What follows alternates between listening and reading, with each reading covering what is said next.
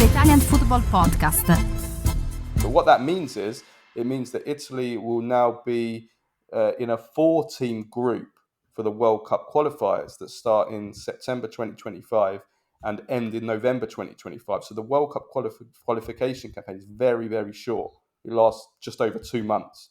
And Italy will only play 6 games. It's a ridiculous format. FIFA and FIFA have completely bodged this up.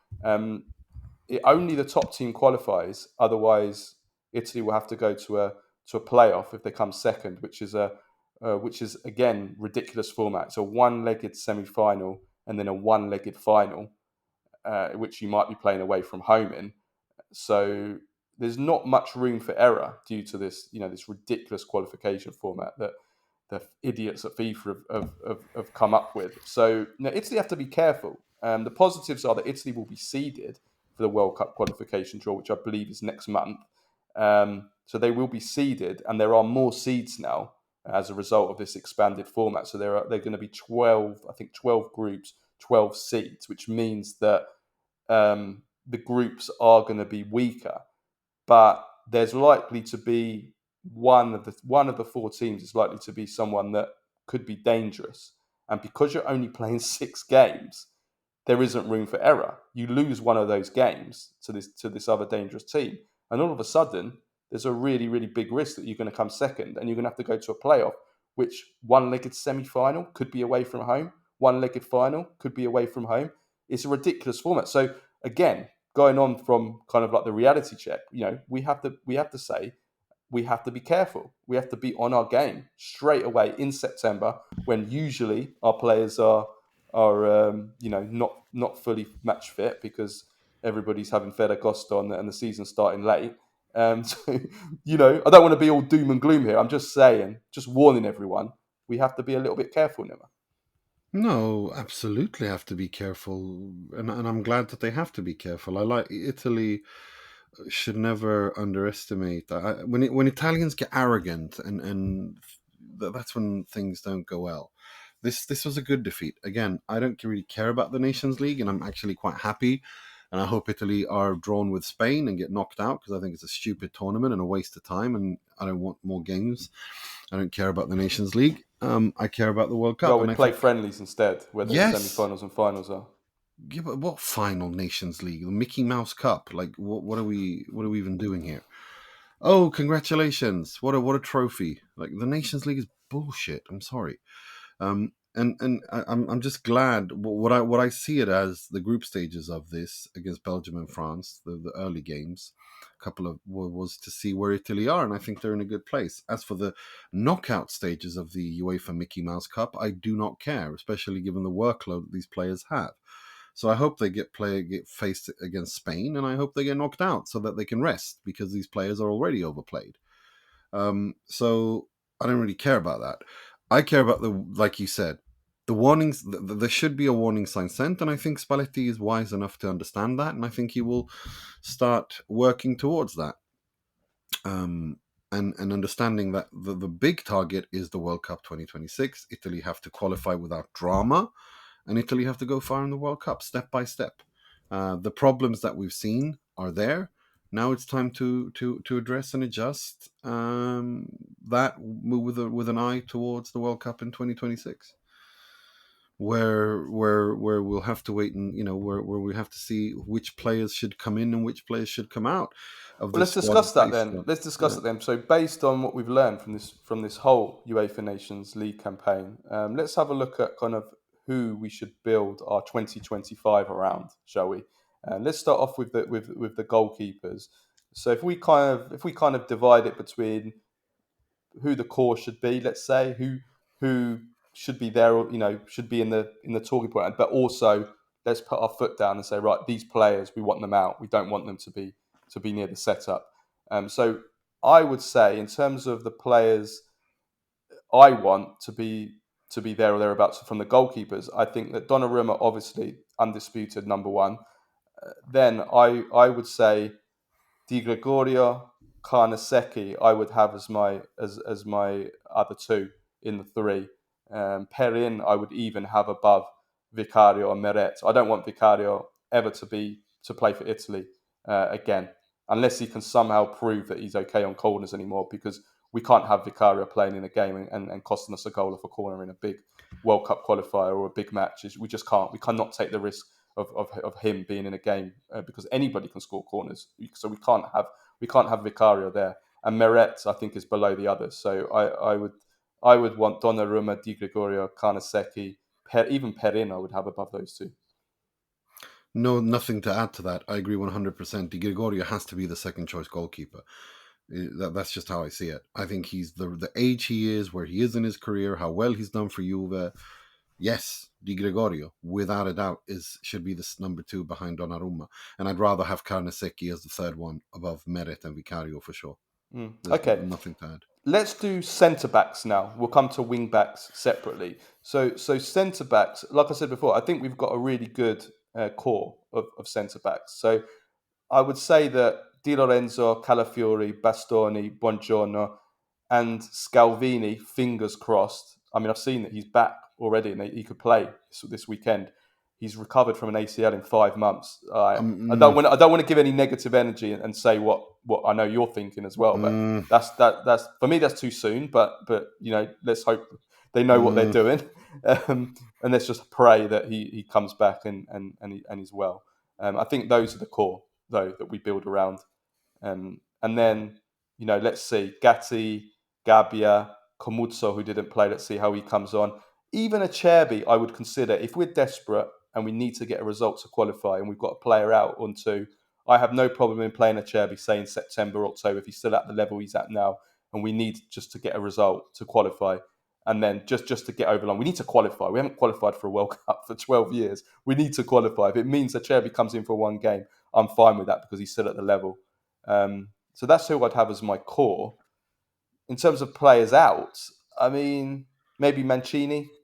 No, we need a right-footed right centre back to back up to Di Lorenzo. I Well, don't think that's Scalvini.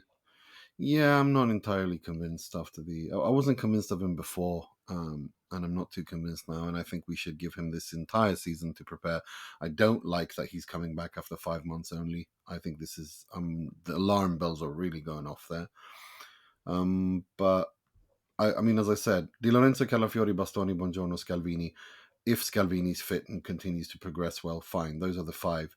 The 6th one, Acerbi in a pickle, absolutely. But I definitely have Mancini involved because I think Mancini, is a mean SOB, and you need a mean SOB in the defense. You can't just have good choir boys. Yeah, band leaders. No, I'm thinking of Godfather now. Yeah, right. You exactly. You need a douchebag in a defense. I'm sorry, but you do. You can't just have Acerbi's a mean SOB too. He gets under people's skin. He's a great man marker. Mancini's matured a lot, I think, under Mourinho and De Rossi. So I definitely have him there. But I mean, it depends. I mean, if Comuzzo and Gabbia continue to play really well, then why not? Yeah. We're talking like fifth, sixth here. The starting lineup, the first 4 are like Di Lorenzo, Calafiori, Bastoni, Buongiorno. As long as they stay healthy and continue to play well, those it's 3 out of those 4. Yeah, for sure. Yeah, Mancini. Okay, okay. Mancini's ain't no band leader, right? Wing backs. No, he's more Luca Brasi in that case. Yeah, he's the guy sitting there talking to himself, saying, "May your firstborn be a masculine one." But yeah. Well, stuttering. Anyway. Right, wing backs. Listen, I think Cambiasso, Di Marco, or Dorji. I think that's an absolute guarantee. I think our only question mark is really who's the 4th, who's the backup right wing back to Cambiasso. That's the only real question mark going forward at this point. Yeah, Bellanova. I mean, there's Bellanova, there's Savona, who was in this squad, didn't get a chance. Ruggeri, but he's obviously on the left. I think that's really what we're looking at really now. Agreed. Darmian. Those 3 are just those 3 are just like the centre backs. You've got 2 positions and 3 players who are, when fit and in form, those are who you take. Yeah. Darmian, I would say definitely out. We need to move on from him now. He's 30, he's going to be 35, so he's out. And I mean, he hasn't played since the Euros either. Central midfielders now. I would say our core should be built around, for certain, Ricci, Tonali, Barella, Fratesi. At the moment, Rovella, but I wouldn't say he's a guarantee right now. So as I say, Ricci, Tonali, Barella, Fratesi are the guarantees. Then we're looking at the likes of Rovella, Pizzilli, Fagioli, maybe. You're probably going to say out for him. No. Brescianini, maybe. Let's see. Yeah, Brescianini is an interesting one. If you're going to play that 3-5-1-1, I'd actually wouldn't mind playing Brescianini. I forgot about him when we were speaking about it, to be honest. Yeah, Brescianini in the 3-5-1-1, but then I want Locatelli in the squad as well.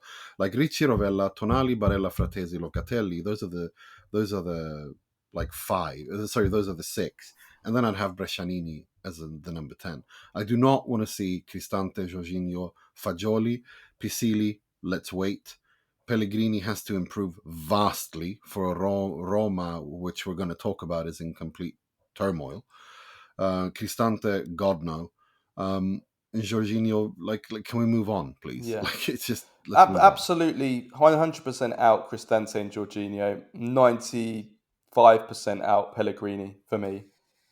And then Locatelli, I'm kind of, I'm on the fence. I don't want to completely write him off, but I think he's behind the other options right now in that regista role, and whether or not I don't think he's seen as somebody that can play as a mezzala by Spalletti, but we'll see. As for forwards, this is really difficult. I mean, for me, there's only one guarantee in the squad right now, and that's Retegui.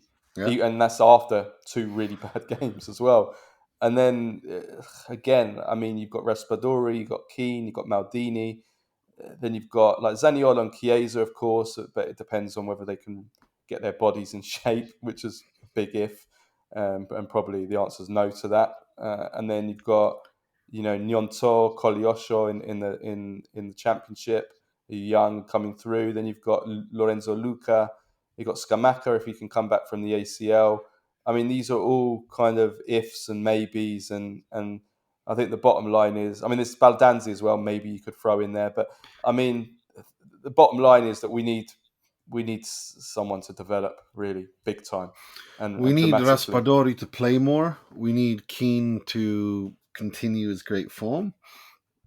And we need Luca to continue. I think Luca should be in the squad based on how well he's performed, and I think he offers something that when Retegui's tired or having an off day, I think he offers something as a good, as a decent replacement for Retegui.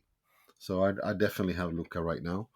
Luca, Retegui, Raspadori, and then one of Keane and Maldini, I guess.